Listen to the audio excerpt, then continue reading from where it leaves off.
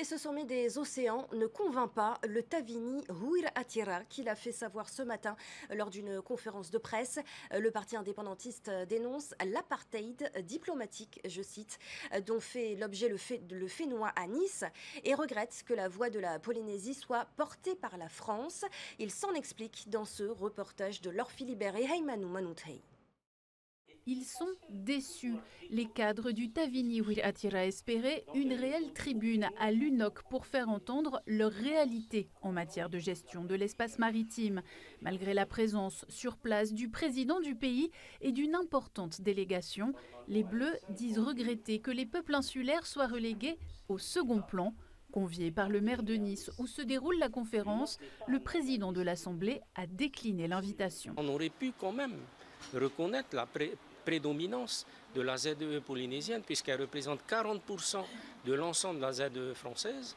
Et non, c'est donc la minorité qui va prendre la parole au nom de celui qui possède normalement ces 40%. Même pour les aires marines protégées, on n'a pas la compétence. Il faut demander à l'État, est-ce que vous êtes d'accord de pousser les limites à 13 000 ou de pousser les limites à 15 000 et les hakaiki à 30 000.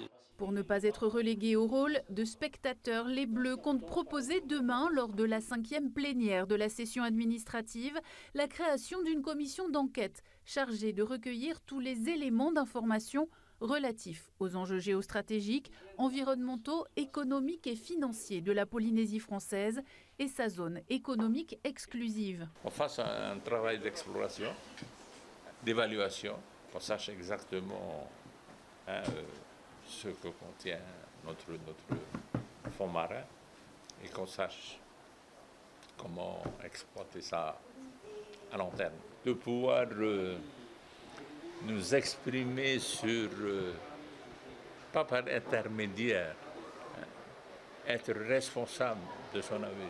C'est l'État qui a les sous-marins, c'est l'État qui a les centres de recherche, c'est l'État qui a tous les moyens de prospecter la ZEE qui lui appartient. Et donc demain, on va créer cette commission pour poser un certain nombre de questions à l'État.